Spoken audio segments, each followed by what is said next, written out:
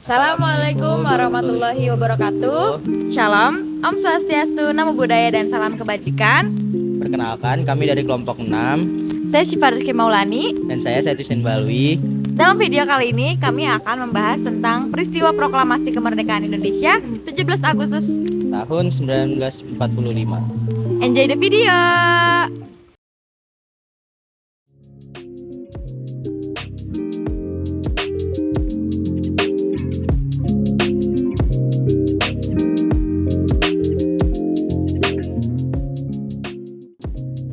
Proklamasi kemerdekaan Indonesia yang terjadi pada tanggal 17 Agustus 1945 merupakan peristiwa krusial yang menjadi tonggak penting dalam sejarah bangsa Indonesia.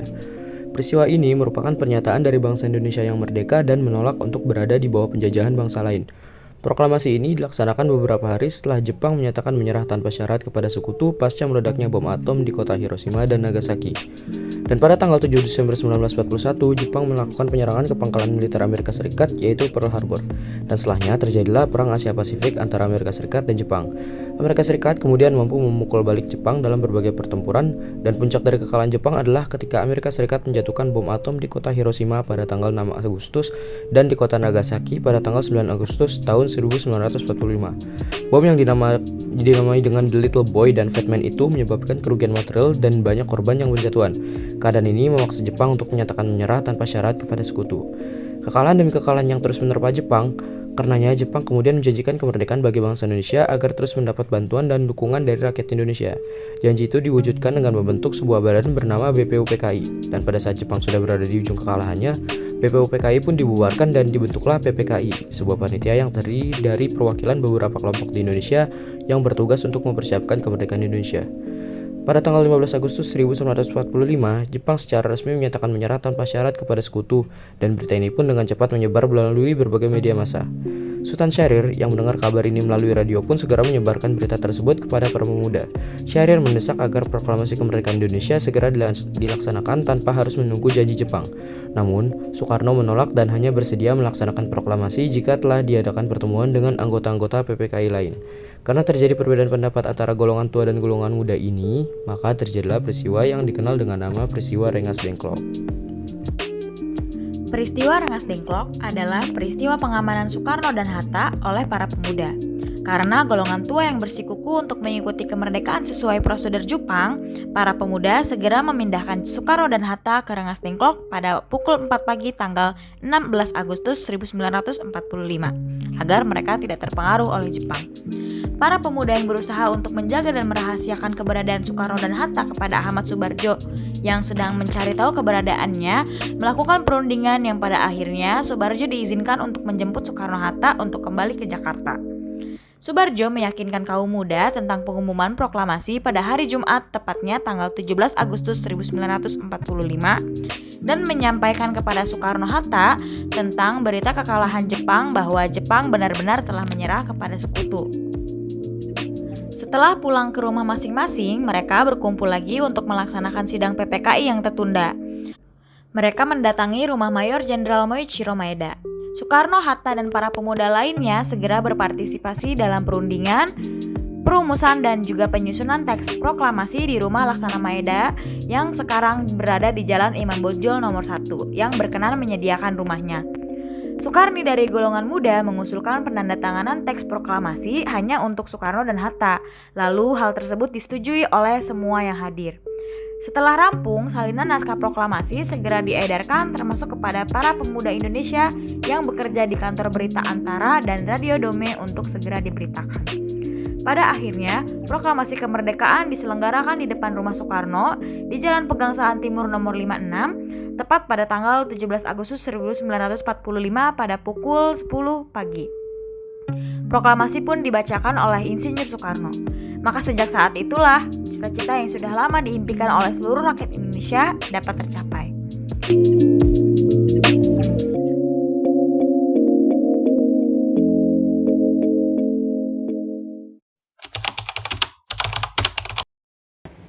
Jadi perbedaan pendapatnya kalau ini lebih ke bagaimana dan kapan proses pelaksanaan kemerdekaan Indonesia.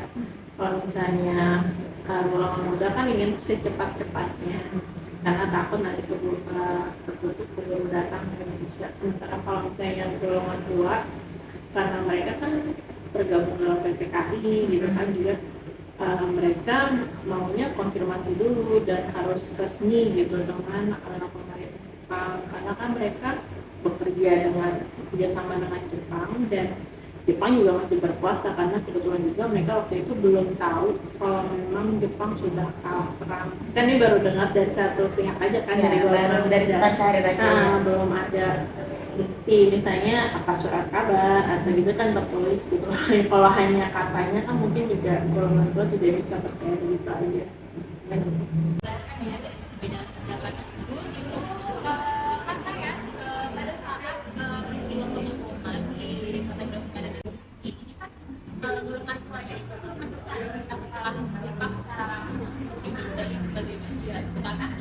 Untuk kali ini tuh baru pulang tugas ya dari Vietnam dari luar negeri. Jadi setelah sampai di sini kan diminta oleh para pemuda atau pemuda ada mereka ini masih apa ya, masih abu-abu gitu mas. Ini benar nggak sih misalnya? Jadi untuk memastikan itu bahwa mereka informasi lebih lanjut gitu dari faktor mereka yang sudah kita pendapat itu karena dari golongan muda sendiri kan maunya Indonesia ini segera merdeka ya, cepat-cepat merdeka, karena di sini juga momen yang pas juga karena di Batavia terjadi perubahan pasangan, dan itulah waktu yang berkembang atau waktu yang tepat untuk segera memperlambatkan kemerdekaan. Nah, sedangkan dari Tunggal juga berbeda pendapat atau belum setuju dari pendapat para pemuda untuk segera memperlambatkan kemerdekaan. Kenapa? Karena menurut para golongan tua ini atau Tunggal ini, Indonesia ini belum apa ya, belum kokoh, belum bisa berdiri sendiri gitu. Jadi warganya itu belum bisa berdiri sendiri, masih butuh bantuan dari negara lain. Karena Indonesia juga kan masih Batavia ini kan masih dikuasai oleh Jepang juga pada saat itu, dan juga Bapak Yusuf sekarang juga pada saat itu masih menjadi ketua BPKI ya, jadi masih banyak pengaruh-pengaruh Jepang yang dihasilkan oleh Jepang pada saat itu adalah kepada para tunggal ini gitu. Artinya dari situlah perbedaan pendapat. Sebenarnya Pak Presiden Soekarno juga ya maunya Indonesia ini juga segera merdeka. Tunggal ini maunya ya Indonesia ini segera merdeka, tapi ya itu tadi karena mereka ini bekerja sama dengan Jepang, lalu juga banyak pengaruh-pengaruh dari Jepang ya, Tunggal ini jadi pro-nya ke Jepang gitu. Karena Jepang juga sendiri sudah memberikan janji juga kepada Indonesia bahwa suatu saat Indonesia akan merdeka gitu. Dan terbentuklah berbagai macam organisasi pada saat itu kan, apa namanya, PPKI. Jadi disinilah yang membuat Tunggal ini pro Jepang, jadi lebih percaya pada Jepang daripada pihak para pemuda. Nah, belum percaya sebetulnya karena ya pemuda juga kan menurut Tunggal ini juga tidak bisa berdiri sendiri juga gitu. Tapi dengan perbedaan pendapat tersebut, para pemuda juga berpikir ya, atau memutar otak juga ya, mencari ide supaya Tunggal ini mau berubah pikiran ya, untuk memperbaiki kemerdekaan cepat-cepat. Akhirnya dibuat keputusan untuk menculik Tunggal ini karena dari kelompok itu, dan akhirnya ujung ya diadakan rapat antara golongan tua dan golongan muda, sampai akhirnya yang tadi perbedaan pendapat itu diundingkan dan akhirnya disetujui ya untuk kapan harinya diproklamasikan kemerdekaan. Semua bergerak sesuai pola pikirnya masing-masing ya, dan Balik lagi ke pola pikir. iya, dan ya sesuai umur ya kan. Jadi ya golongan muda salah ingin Karena cepat-cepat ya, karena memang kekhawatirannya ya kan, kekhawatirannya, dan mereka kan cenderung idealis nggak kerja sama Jepang kan. Jadi ketika sama golongan tua yang nanti kita konfirmasi dulu ke Jepang, ya pasti tentu akan ada gesekan. Kalau Rengas Dengklok, jadi sebenarnya mungkin kalian pernah baca juga di beberapa buku atau pernah nonton video. Rengas Dengklok itu ada markas peta. Nah, jadi kenapa dipilih? Karena memang kalau peta kan udah pasti tentara Indonesia kan, jadi golongan muda memilih markas peta di Rengas Dengklok karena lebih aman. Sudah ketahuan kalau personelnya itu pasti orang Indonesia, golongan muda, teman-temannya tersendiri. Ya jadi dibandingkan mungkin di tempat lain nggak sama Rengas Dengklok, dan memang jauh kan dari Jakarta, dan cuma segelintir orang mungkin yang tahu Rengas Dengklok itu di mana mungkin saat itu gitu kan. Ini kalau sekarang kan ada Google Map kan, kita mau kemana bisa Gampang. cek, oh nggak tahu tuh Cilaks di mana gitu kan. Kalau dulu mungkin karena terbatas informasi jadi dirasa lebih aman di sana. Tergantung dari sudut pandangnya siapa ya Yang menulis itu. ya. Kalau misalnya mungkin kalau dari sudut pandang Soekarno dan Hatta ya dia merasa diculik ya kan. Iya. Malam gitu kan, ngobrol bang, ayo bung gitu kan. Ternyata pas di Rengas Dengklok nggak ada apa-apaan ya kan. Itu sebenarnya mereka juga merasa ditipu gitu. Kalau misalnya sempat baca buku-buku memoir mereka kan ada tuh mereka bilang kayak Bung Hatta orang nggak ngapa-ngapain. Jadi mereka merasa ditipu. Mungkin itu yang menculik itu dari sudut pandangnya Soekarno sama Hatta mungkin gitu kan, atau bufatnya merasanya begitu kan nggak tahu gitu ya. Tapi kalau misalnya saya juga setuju udah prefer dengan dia ya, pengamanan aja. Tapi memang kalau ya diksi itu kan penting, makanya kan naskah proklamasi juga sampai dicoret-coret tuh buat karena pemilihan diksinya supaya tidak Kontroversial.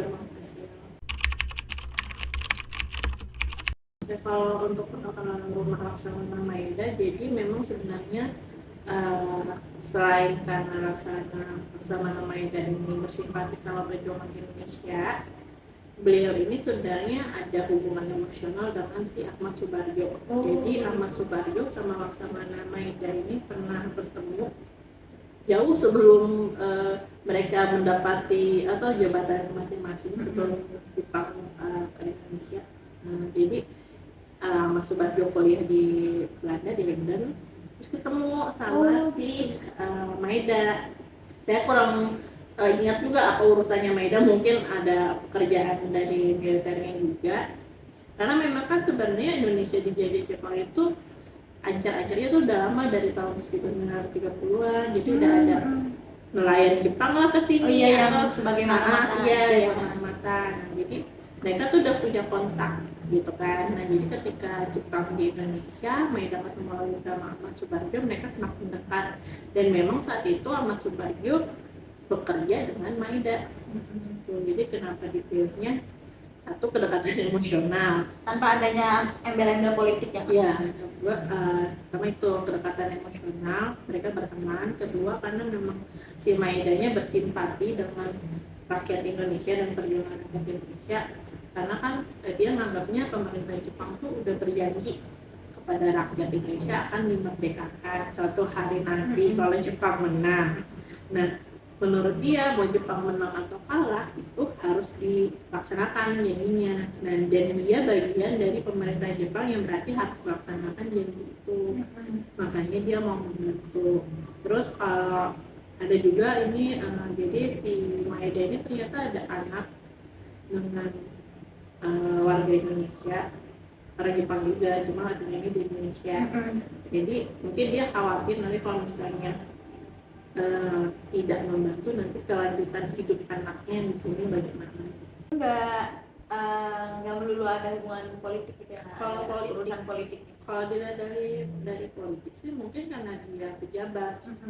Dia pejabat punya kekuasaan, jadi kan dia kan staf penghubung angkatan darat dan angkatan laut, jadi kan daerah rumahnya tuh netral, polisi nggak bisa masuk. Mau rame-rame nggak bakal bisa ditangkap kalau udah masuk di pagar, karena udah teritorial khusus.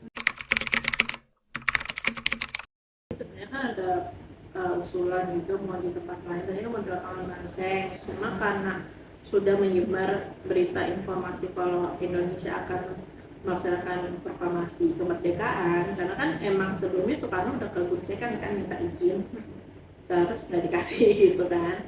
Jadi memang sudah ada info kalau akan ada berita proklamasi, dan ternyata di lapangan Banteng itu udah dijaga sama tentara. Jadi khawatir, dan orang-orang juga memang sudah ke sana ternyata paginya, karena Masa tuh udah ada iya, ke sana karena kan ya biasanya kalau ada apa-apa kan di sana gitu kan. Oh, gitu. Iya, jadi tapi menjelang pagi itu mereka memutuskan untuk memindahkan tempat karena khawatir nanti takutnya terjadi bentrokan antara massa dengan tentara Jepang. Jadinya akhirnya jadi di rumah Soekarno aja.